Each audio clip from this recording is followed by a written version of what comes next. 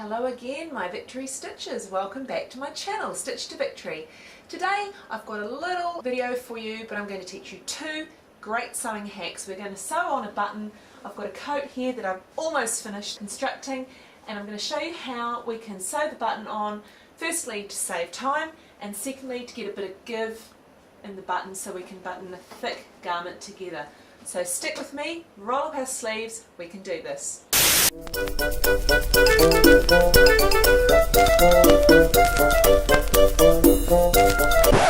The first thing to note is I have marked the position of the button. I put a little cross, a little plus sign on my garment with removable ink. This ink disappears when heat is applied, and that is going to be the center of my button. So I'm first of all cutting some thread. Now this is the first hack I want to show you today. This is actually going to halve the time it takes to sew the button on. Now normally you would take your needle and thread, you'd thread it through, you'd fold it over, and you would have a double strand. Well, we're going to go one further with that today. We're going to fold our thread in half, match those ends together, go around to the other end, which has got the rounded bit. I've just kind of licked a bit to get it a bit flatter, and I'm going to put that through the eye of my needle. So you don't want a needle with a tiny little eye that you won't be able to get two strands through. You want one with a decent sized eye. So here I've gone and I've threaded it through, and I'm going to knot the end.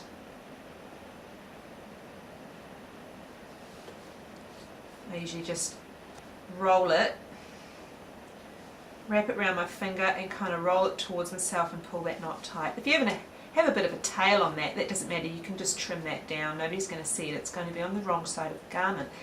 But the great thing with this hack, instead of having a double strand to sew with, we've got 4 strands. So we've doubled the strength of our thread, thereby halving the number of passes over and under with the needle. So this is my button that I'm going to sew onto my coat. Here's my little mark with my pen, which is going to match the very center of here. So I'm going to place this button, kind of eyeballing it, but it's pretty easy to see where it should go. And I'm holding that in place. I'm going to take my needle and thread and bring it into that first hole. You kind of have to feel your way a bit. Be very careful so you don't poke that needle through and suddenly stab yourself in the finger or thumb. One is hard to find. There we go. So I pull that through. I'm just making sure that on the other side there's no snags or anything. That looks fine.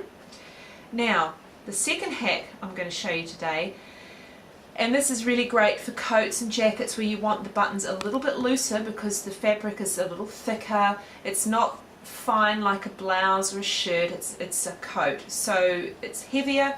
We want that button to be a little looser on the garment to give us room to put it through the buttonhole on the other side, which is also thick. So I've got myself a thick needle. I think this is a carpet needle or something.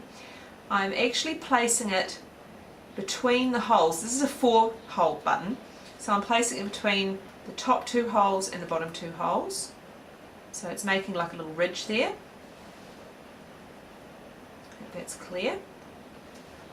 And I've already brought the thread through to this side. I'm just going to go straight down to the other one. Pull it through, make sure it's all through and there's no loops, and I'm going to go back up the first hole again. There we go,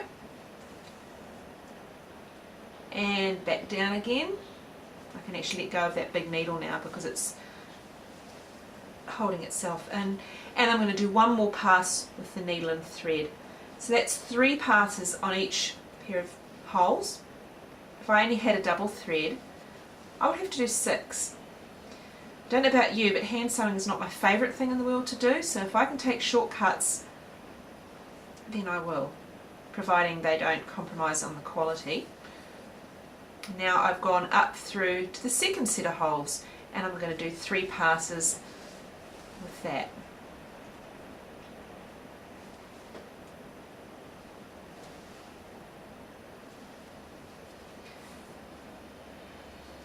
That's 2. One more to go.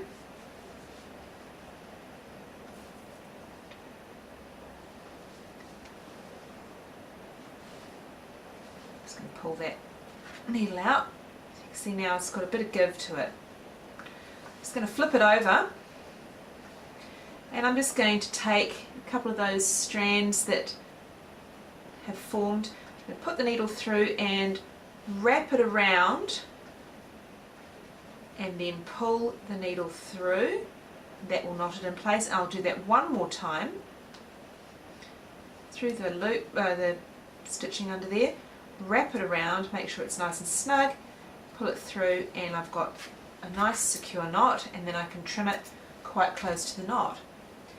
And that is that. That is the button attached, and it's got a bit of give to it. If you want a bit more give, use a thicker needle or maybe a bamboo skewer. Just depending on how thick your fabric is and how chunky your garment is. If you're going to make a great big thick woolen coat, you want even more give than that, so that when you bring the buttonhole around to put over it, it comes through without pulling and puckering the garment behind. Easy, isn't it? Hey, thanks for watching. If you like this video, give us a thumbs up, and also can I please apologise for the lousy lighting today. The weather is really wet outside. It's the 3rd of June today. We're in a long weekend, and that means in New Zealand it's going to rain. So we've got grey skies, lots of rain, and the lighting is just miserable. So it's a great day to sit inside and sew. So if you like this video, subscribe to my channel, Stitch to Victory, and don't forget to put your comments below, because I read all of them, and I also use them to help me decide what other videos are going to happen in future. Until next time, see you later.